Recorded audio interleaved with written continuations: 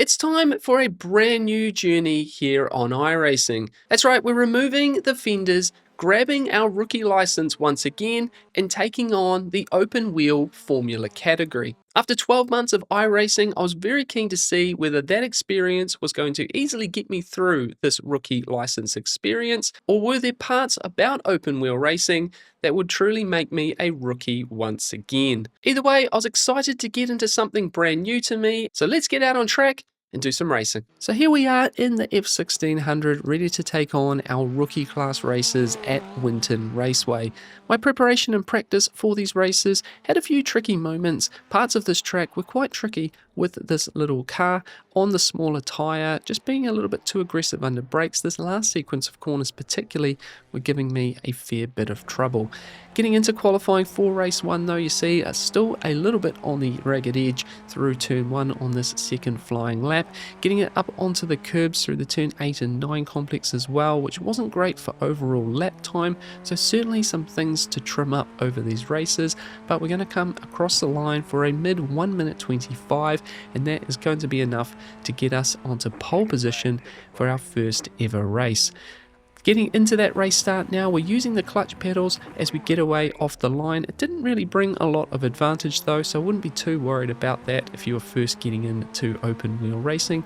Down to turn 1, nice and cautious here on cold tyres. The number 7 around the outside at turn 1, and then a bit of pressure here from car number 4 behind, but all clean, no contact, and we're underway this first F1600 race, our first open wheel category event.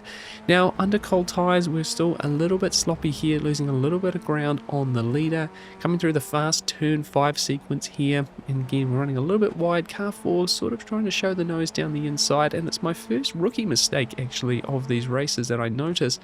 The field of view of the virtual mirror not particularly good for these open wheel cars, only really seeing the top of the helmet from the driver behind, which isn't giving me a lot of great vision for this close battle in this opening lap. So I'm going to have to be very careful using the spotter, giving some nice room, and hopefully we don't make any contact on this first lap.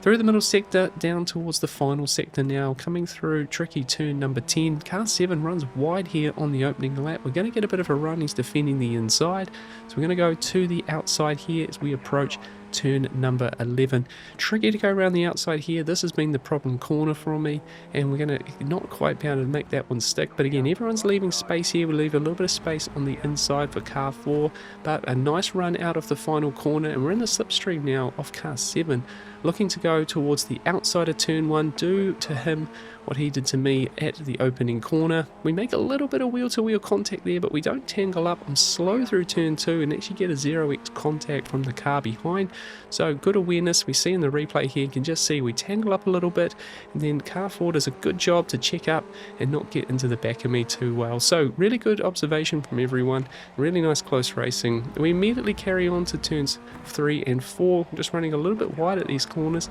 That allows car number 4 to be on the outside at turn number 5.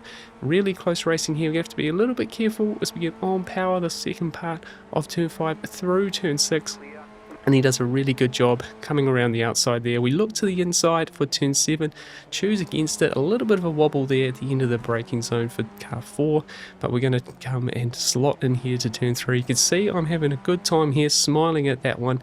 This is fun racing. We're losing out a little bit, but this has been really fun, really close. It's a wiggle from the car behind, opens up a gap behind.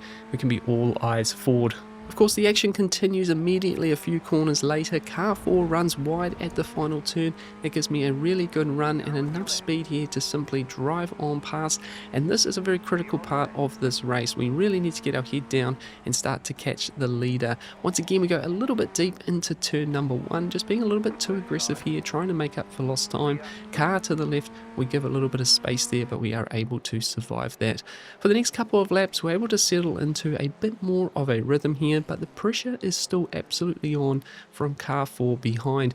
It is really nice racing though. Winton has a lot of opportunities through this middle sector for a car to simply dive down the inside when you're trying to get a lot more of a late apex, and through turns like this as well. There's just lots of opportunities for a driver to just poke the nose down the inside, but car 4 was absolutely not doing that, looking for real opportunities to pass, and was beginning to trust the drivers around me here, trust that we could race hard, and that's something that I wasn't really expecting from a rookie class race. Despite the back and forth of this one so far, we are still on 0 incident points, so you definitely cannot be complaining too much about that, considering we're surrounded by rookie licensed drivers.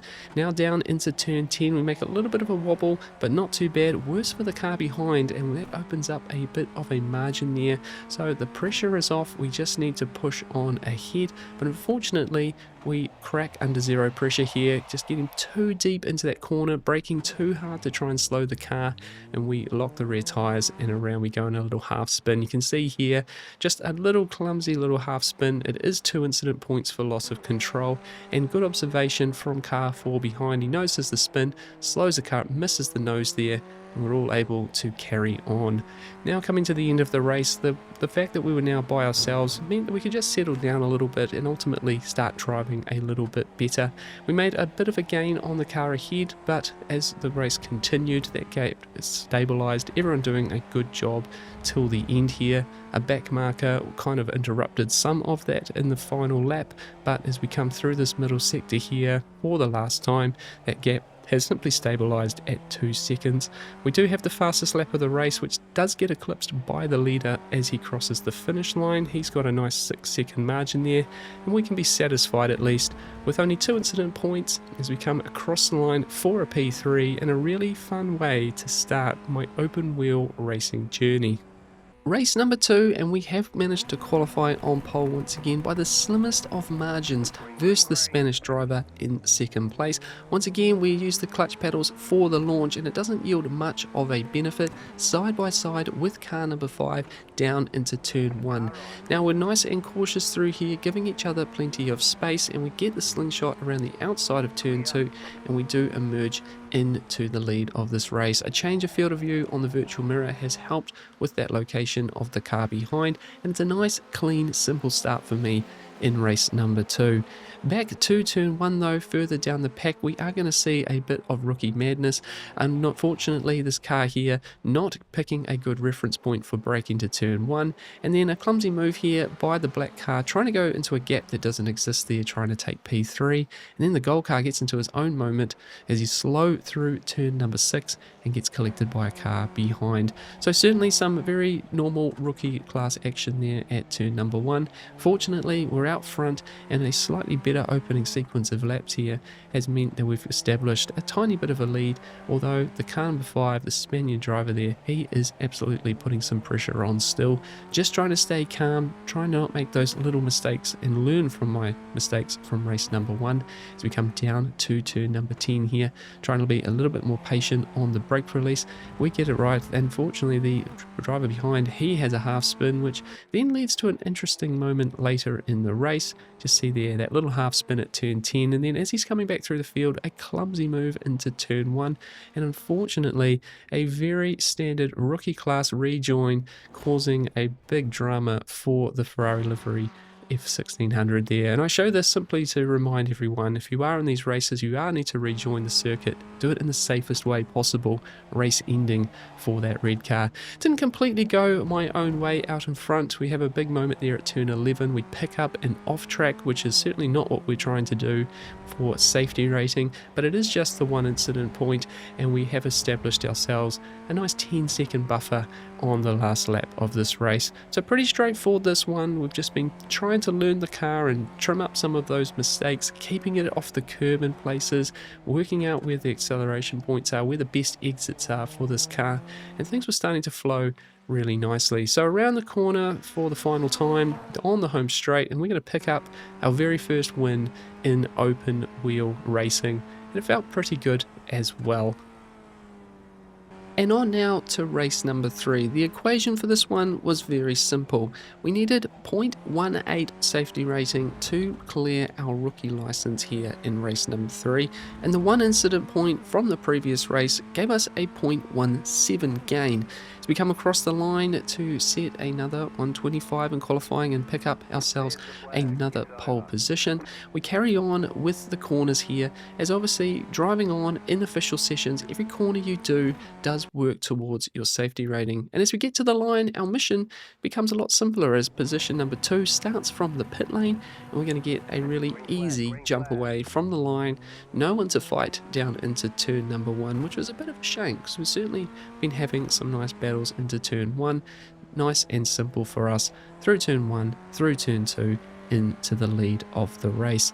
Of course, it doesn't go fully well behind. As we get back to a replay, a bit of situational awareness not in these drivers here, 2 cars going into the same part of the road, and we get meatball damage for that car on the inside. Again, just clumsy rookie class racing there, but again, we are all nice and clean out the front of this one. As we see a little bit more drama, a car spin, a car wide at turn number 7. Of course, out the front, and no dramas for our number 1 plated car in this race number 3. So with things under control here, I thought it would be good to show you what ends up being roughly my fastest lap of the races that I do here in the F1600 at Winton Raceway, and explain a little bit about what I've learned in this car. Probably the biggest challenge was simply trying to bring back the driving compared to the cars that I've been driving recently on iRacing. You can be a lot more aggressive on the brakes. There's a lot more grip in the sports cars I've been driving. Coming back to rookie class, it feels a little bit like it did with MX-5. You just got to respect the fact that we're on small tyres, on less grip, and this car is all about the momentum and keeping that momentum through the circuit.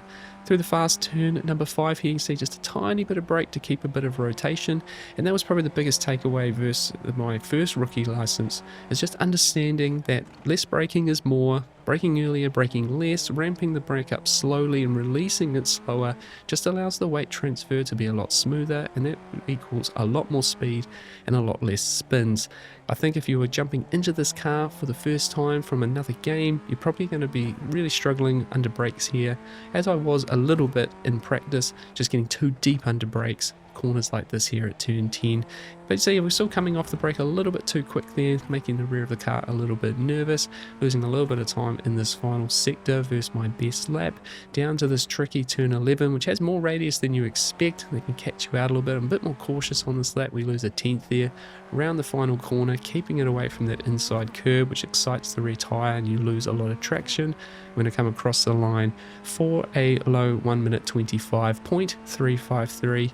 A decent lap, there's more time in it, but certainly satisfied with that one.